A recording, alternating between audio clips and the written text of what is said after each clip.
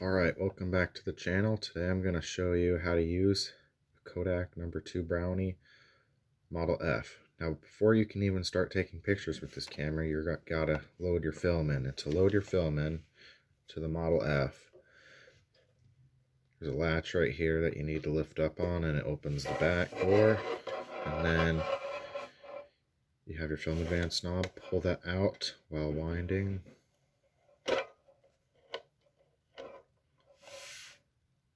And then pull your film holder out. Then to load film into the holder, put your new roll of unexposed film here at the top, and then you pull the paper over like that, over your frame and into your take-up spool right here. You can see the slot that you pull the backing paper into, and then you turn your spool until the backing paper catches and starts being pulled by the spool. Then what you want to do, so once you're done with that, put your holder, oops, got upside down there, back in, close your door, press the film advance back in while winding it, and then while winding you will see arrows appear in this little red window, and depending on what type of film you're using, whether that be Ilford, Kodak, or Fuji, it'll either be, after the arrows, it'll either be circles progressively getting smaller or bigger, or if you're using Kodak, it's going to be just the Kodak name followed by a number. You will get 8 shots on a roll of 120 film. So make sure to advance it slowly, so you don't want to skip over your frames. The format will be 6x9, and the frame size itself inside of the camera is 2¼ by 3¼ To fire the shutter on this camera, make sure to only press up or down on the lever once per frame, because if you press up and down on the same frame, you're going to take a double exposure, which you don't want. So make sure to, after pressing it up or down to take your picture, you advance the film to the next frame. You have 2 waist level viewfinders here and here that you will look through.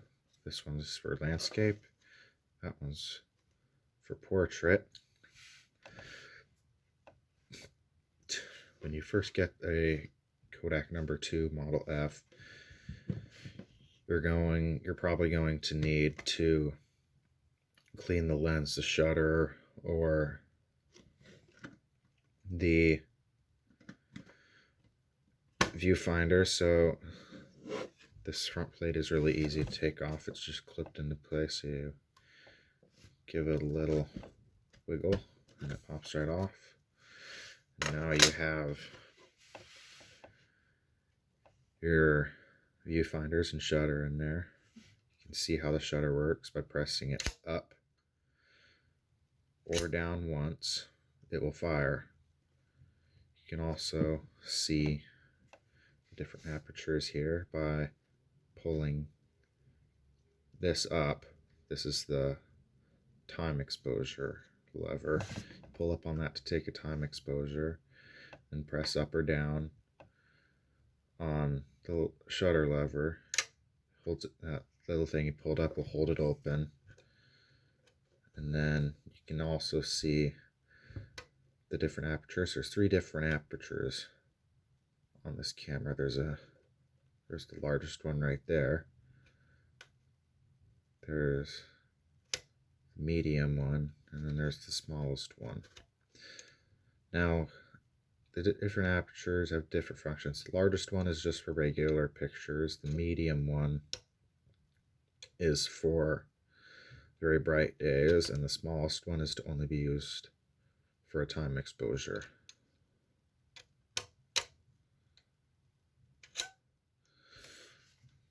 Now, when you first get this camera, viewfinders are probably going to be very dirty, and you'll need to clean those right here and here. Both the mirrors and also the actual glass that you look through.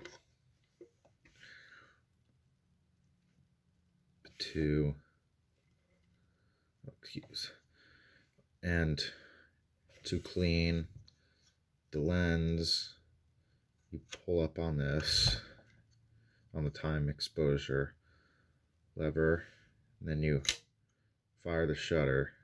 It'll hold open, and then you can get in there with like a Q-tip to clean the lens.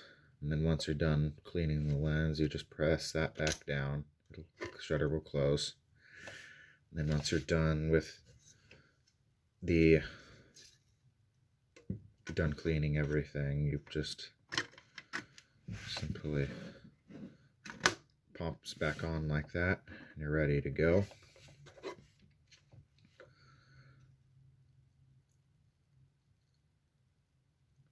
So that's it. That's about it for today's video. Thank you for watching.